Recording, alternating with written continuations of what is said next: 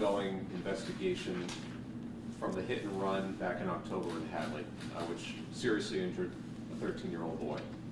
I thought we would just start off by going around the room and introducing ourselves so that you know who's here and who the team is that's been working on this for the past few months, starting with Chief Mason. Good morning, everyone. I want to thank you all for being here. My name is Michael Mason. I'm the Chief of Police in Hadley. Janelle Seitz, I'm a detective with Hadley PD. My name is Rylan Baronis. I was the lead investigator on this case. I was an officer at the time, but now I'm sorry. Trooper Paul Margay with the Mass State Police Detective Unit, assigned to the Northwestern District Attorney's Office. And Lieutenant Mitch Cook from the Hadley Police Department. So what we'd like to do today is we'd like to first just go through a little bit of a recap of the investigation and share some new details with you. And after that, we're going to get into some additional surveillance video and slides that we'd like to release to the media today, hoping once again that the media can partner with us and get the word out to the public to try to generate some more tips and leads. I would love to have been here today to announce a major break in the investigation or an identification of the driver and or their apprehension, but we're not quite there yet. And we're not going to stop until we get to that point. We're going to exhaust all investigative avenues until we either reach that end or reach the point where we just have to, cross our fingers and hope. So, if you don't mind, I'm just going to have a seat. And let me say this right up front. All of the information we're giving out today, both verbally and the stills, are all going to be provided to you and available to you, including the photo.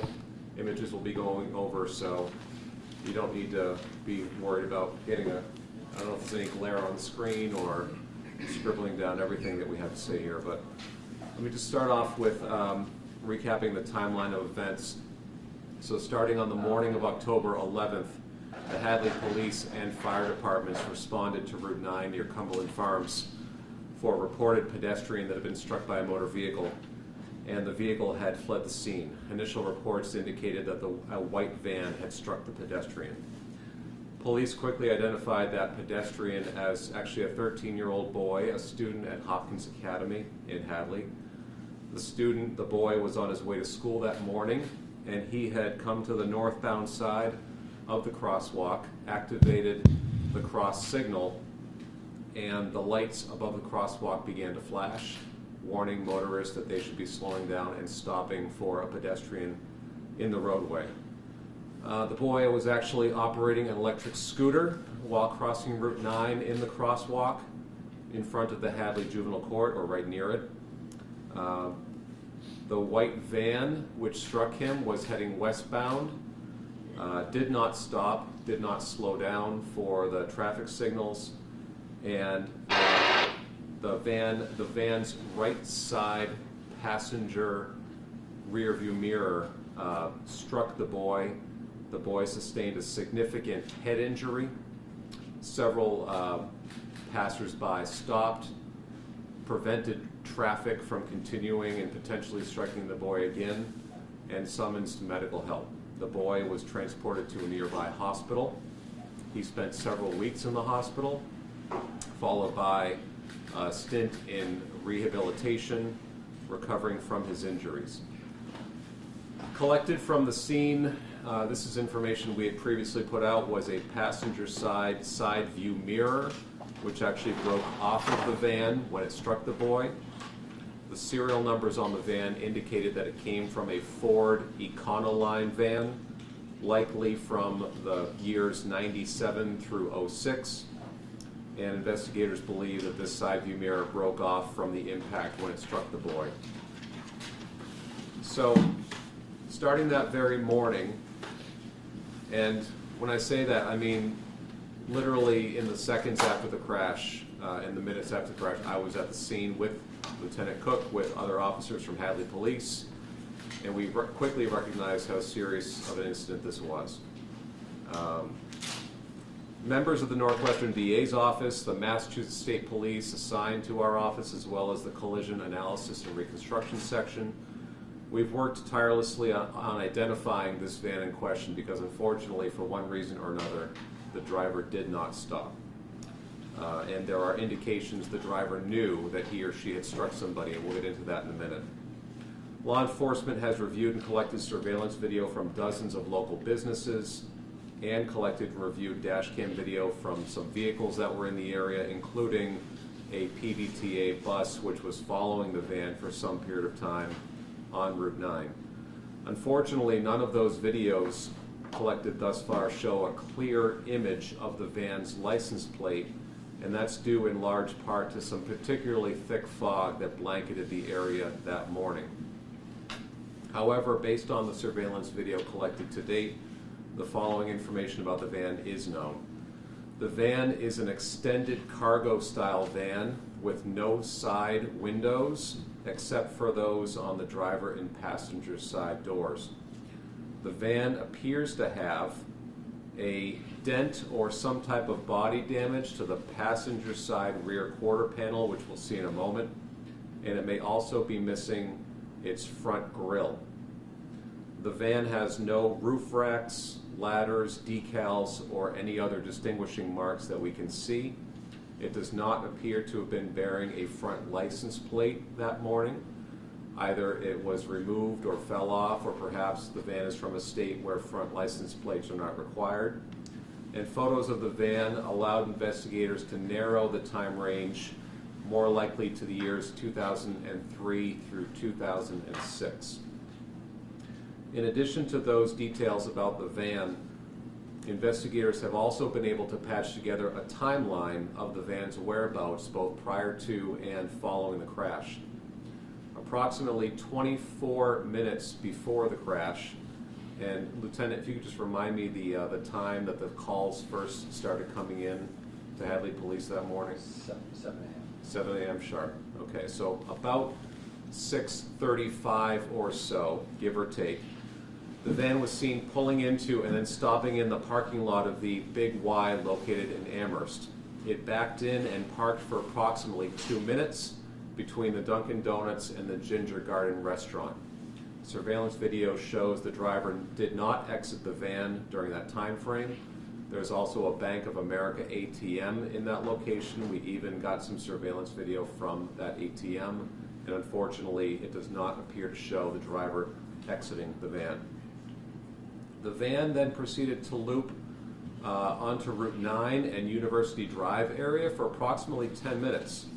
It went west on Route 9, then back east on Route 9, north up University Drive, and we'll be seeing this loop in a couple of minutes. Heading west on Amity and Rocky Hill Road, then back onto University Drive, and west on Route 9. We don't have any knowledge of the van making any particular stops along that route. We thought at first it might be consistent with either making deliveries and or picking up or dropping off passengers, but we don't have any confirmation of that yet. After the van made its last turn west onto Route 9, the driver proceeded fairly straight down Route 9 westbound until the scene of the crash. During a portion of this stretch, the van was followed by a PVTA bus, which captured some video footage of the van up to and including the moment when it struck the boy in the crosswalk. However, again, due to the distance between the bus and the van and also the thick fog that morning, the clarity of that video is sketchy at best. We're unable to get any license plate information off of that video. Just prior to striking the boy in the crosswalk, the video from the PVTA shows the van swerving abruptly to the left, indicating that the driver likely saw the boy in the crosswalk at the very last second. The van then sped away at a high rate of speed after striking the boy, further indicating that the driver likely knew that he or she had hit someone. The van then abruptly turned into two area businesses before continuing over the Coolidge Bridge into Northampton toward Interstate 91. So at this point, what I'd like to do is put some photographic context into the details I just released, as well as the timeline and the routes of travel. And for that, I'm going to just direct your attention to the smartboard here. Just right off the bat, I'd like to just emphasize again what a collaborative effort this has been between the Hadley Police, the Massachusetts State Police, and the Northwestern DA's office literally every day since October 11th. of 2022. First, some still images from the surveillance videos. Starting first, so this is, as I said earlier, this is about 6:48 a.m., the crash happening at 7 o'clock. So this is as the van is doing this loop, so to speak, between University Drive, Route 9, Rocky Hill Road, and Amity, where again it's doing somewhat of a loop, not making many stops along the way. But this is surveillance footage from a PVTA bus that was heading in the opposite direction.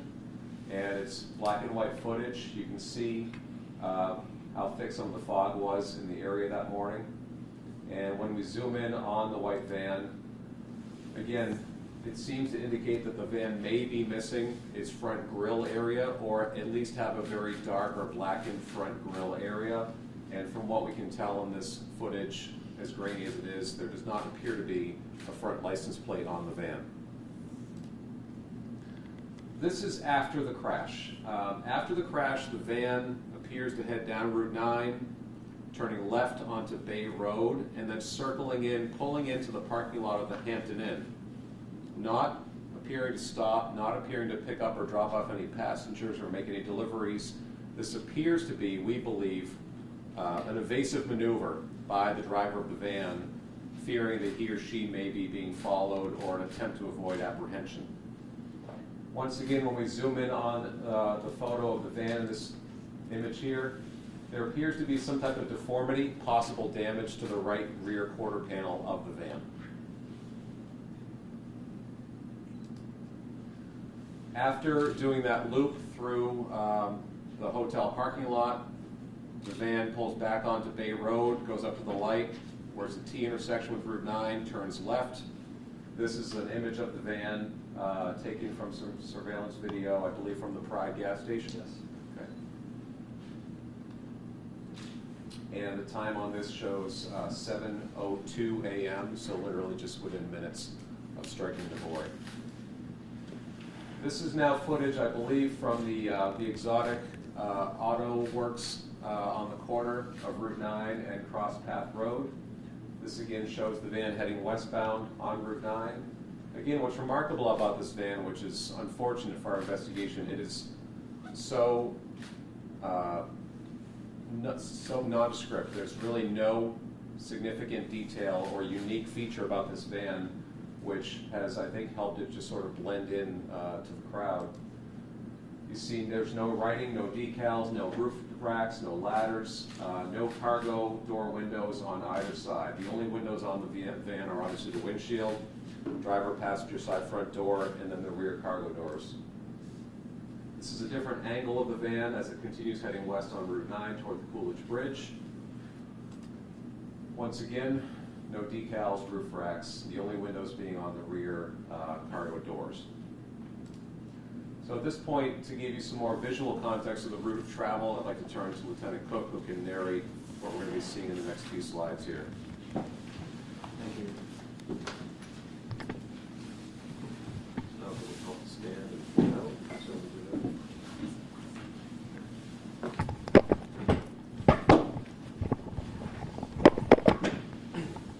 that. So we know on the morning prior to the crash from collected surveillance video on this route that the van, at a point in time at about 6:40 in the morning, pulls into and parks in the Big Y parking lot for a moment, and then pulls over and parks again behind the Ginger Garden between Dunkin' Donuts.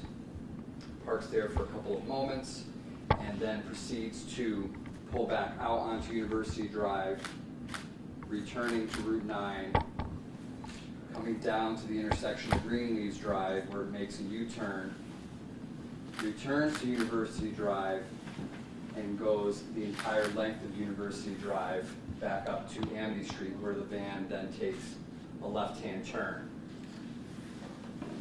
The van makes a left-hand turn onto Amity and goes on to Rocky Hill Road in Hadley. And then ultimately, we don't know where the van turns around, but we know that within a moment or so, the van then comes back down Rocky Hill and Amity Street back to University, and then proceeds back down University, back down onto Route 9 and then proceeds along west on Route 9 till about the intersection with the Walmart and Home Depot access roads where the PVTA bus on Route 9 picks up that van on surveillance. So then the crash occurs at approximately 7 a.m. and following the crash continues on Route 9 where again we believe that the van made a turn on the Bay Road. Surveillance video shows the van in the parking lot of the Hampton Inn. The van is then shown on Pride surveillance making a left-hand turn back onto Route 9 and then over the Coolidge Bridge into Northampton towards Interstate 91. Are there any questions for Lieutenant Cook about the route of travel that he just covered? We can certainly cover those at the end as well. Okay, thank you, Lieutenant.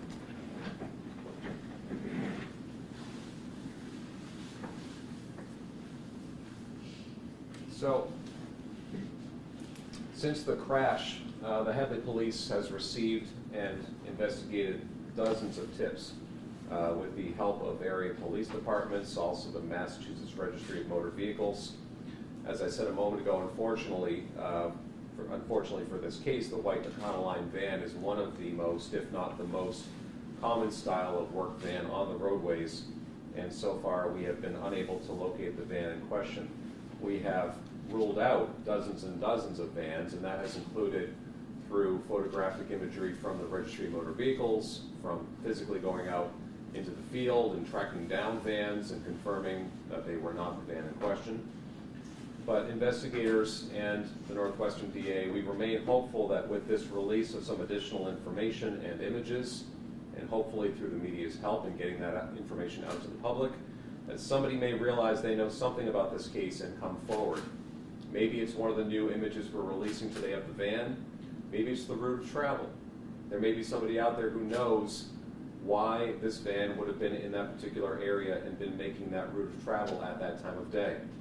Again, whether it's somebody who was delivering something, picking up or dropping off passengers, or some other activity, even the route of travel, some small detail that somebody may recognize to say, hey, I may know that person, or I may know why that van was there. The smallest tip could potentially break this case open. In the information we'll be passing out to you today, we also have various ways that members of the public can contact the authorities, and that could be either anonymously or not anonymously. There are several ways to do it.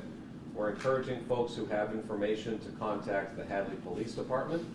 They can obviously call the business line, which is 413-584-0883. They could also email information to Detective Seitz. Her email address will be available. Or also the Hadley Police Department has a Facebook page, and information can be sent in through their Facebook Messenger. Lastly, we've been in touch with the family. We've met with the family and kept them constantly updated on our investigation. But most importantly, equally as important, we've wanted to know how their son is doing. We're happy to report and relieved to report, and I think we can say from the first moments that this crash happened that morning, we feared the worst. When you see a young boy's scooter and backpack strewn along the side of Route 9, I think this one all kind of hit close to home for many of us.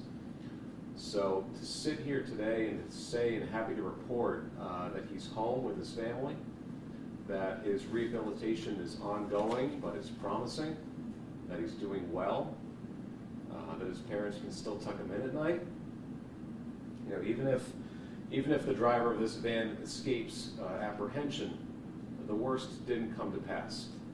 And this incident has drawn a lot of attention, obviously, to the traffic situation on Route 9 and the traffic controls there. And I know the chief wants to address this from the town of Hadley perspective in a moment. But the family has requested that we respect their privacy as much as we can. We are not identifying the boy out of respect for the family and also the fact that he's a juvenile. But we would ask the public to keep him and his family in their thoughts and prayers. and rest assured, we're going to keep working this case as hard as we can. So Chief Mason, if you'd like to offer a few comments from the department's perspective. I'll move. That way you don't have to move everything. I'll just stand. So, First Assistant, thank you very much. In this room, you'll see, the 4 people who have been working the hardest on this investigation. The State Police Detective Unit and my investigators from Hadley PD, and obviously the First Assistant and the entire District Attorney's Office has been working tirelessly on this case. I did want to point out, though, that as the First Assistant rightly said, this is something that has hit close to home for us, not just because it's a Hadley situation, but because of the fact that a young boy was struck, and it was extraordinarily nerve-wracking in the first few hours after the crash occurred. I can safely say that every officer and dispatcher in my department has done some work on this case. They have run license plates. They were, I can recall many times people bringing in license plates scribbled down on little Post-it notes because they were grocery shopping with their family over the weekend and saw a van that might have matched the description. So this is something that has hit close to home for us, and we are very happy to report that the young boy is recovering. As you can tell by this, but for those of you who've been doing this long enough, this is a bit of an unorthodox way of doing things. It's not very often, and I'm sure the First Assistant and State Police can attest that we put our case on a PowerPoint in front of the media before having solved it. But as you can see from the route that the individual took, it is unique. It is a bit of an odd route. It doesn't make a lot of sense. We can't put the pieces together, and it's unique enough that we are hoping that someone out there knows something. Someone knows something about what happened that morning, and we are asking the public for the public's help, and we are very grateful that the media is here today to help us get that word out.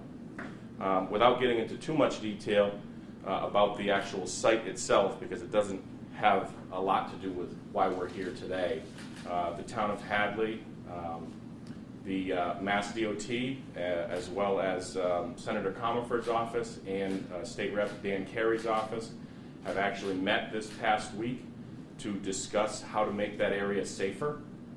The Mass DOT has actually already taken steps to try to make the area safer, changing the crosswalk into more of a high visibility crosswalk. They have some plans in the future to make some other alterations. And the town of Hadley has made several requests to the state to try to add some safety measures. The crosswalk is likely going to stay there. The hawk signal itself is going to stay there. But they are the discussions that we have had so far went very well. Everyone is on the same page.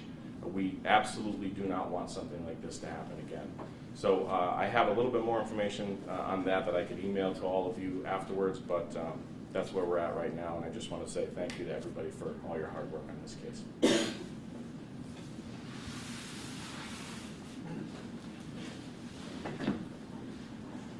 So as I said at the outset, the PowerPoint presentation, for anyone who may want a copy of it, I think the best way to do that is just get an email address. We can send it to you instantly before you leave the building here today.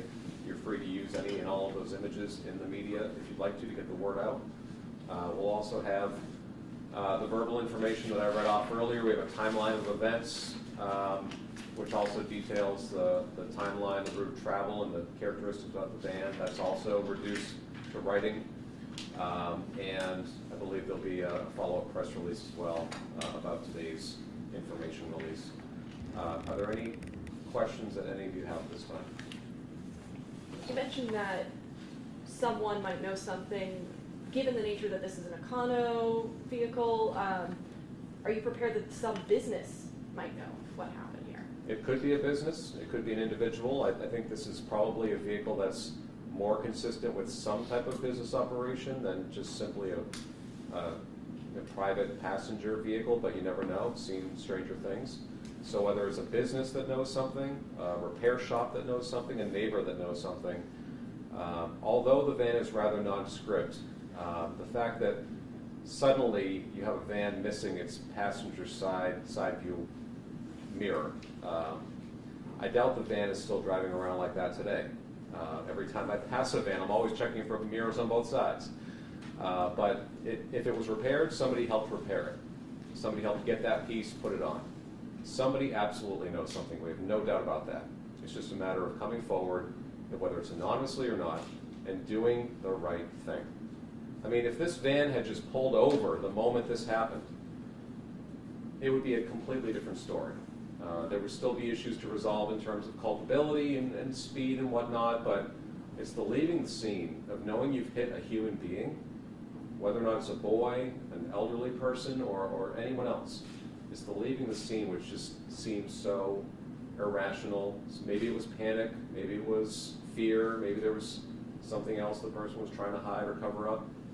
But after heartbeats had calmed down and reflection had set in, you would hope and think they would just do the human thing and come forward. So that's what we're hoping for.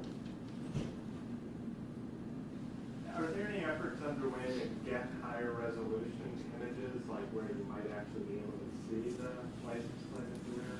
Yeah. Like with, I don't know, FBI or anyone We've taken that route, actually. We have honed in on the clearest shot that we have of the rear license plate, and we've sent it off to some outside agencies for clarification, and unfortunately there's not even enough there for them to work with. They can sharpen up and hone images if you have something rough, but we don't even have something rough. It's just literally a blur, so that avenue doesn't seem to be panning out for us. Now, the fact that there's no license plate on the front, I mean, that could be telling. That may indicate it's a van from out of state, where a front license plate isn't required. I know in Mass you have to have both front and rear, or it could just be that the license plate fell off or was taken off. So it's kind of pointing us equally in two different directions, and neither of them are really narrowing down the field much for us. Also, is there any, do you have any more information prior to 6:40 a.m. or after 7:10 a.m. that day? Or? I think, we scoured back, correct me if I'm wrong, Lieutenant, but I think we even looked into neighboring towns, Belchertown, the Route 9 corridor, east of Amherst, and weren't able to pick it up until that, 6:40 some odd location near the Ginger Garden. Once it goes over the bridge, we believe the vehicle most likely got on the interstate. There's no video surveillance from Northampton showing the van.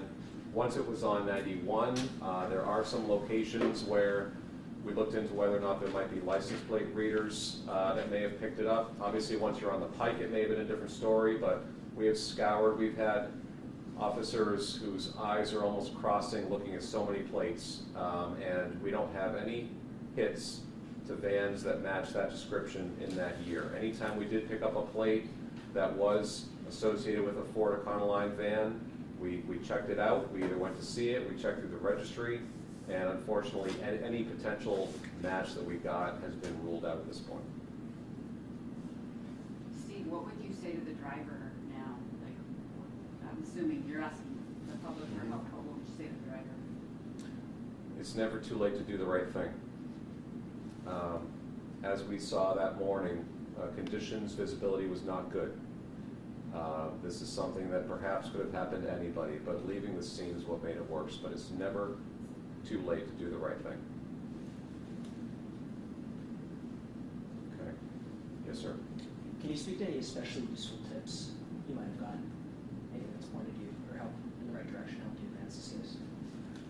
Well, the tips that have come in, and there have been many of them, they've ranged from the very general, oh, there's a van like that in my neighborhood, or something a little more specific. And as I said, every tip that's come in, we've conclusively ruled out the van, whether it was, you see a lot of vans that look similar to that, but it's a Chevy. Or we checked out, tips about certain vans, and the mirror was there, and the person had an alibi. So there hasn't been anything yet that cracked the case open, but it could be the next tip. It could be the 10th tip from now or the 100th. So every tip that comes in, we're treating it as the potential case breaker, and we're not going to stop until we rule those tips in or out. Damage to the mirror, damage to the side. Do you think a mechanic would have recognized that this was a pedestrian related damage, you know, if they were repairing this vehicle in question? Hard to say. I mean, I'm sure there's a bunch of ways that side view mirrors can be torn off, ripped off, but we tried to get the word out so quickly. We think either the van wasn't repaired or got repaired potentially out of the area. If the van was from out of state, if it jumped on the interstate, went 91 south into Connecticut, I'm not sure that the Hartford, media market would have picked this up, or continuing on to New York City, who knows? So it is possible the van was repaired by somebody who doesn't know they repaired a van that was involved in the hit and run. But still, the broader we can get the word out, I think the wider the network we cast, the greater our chances are.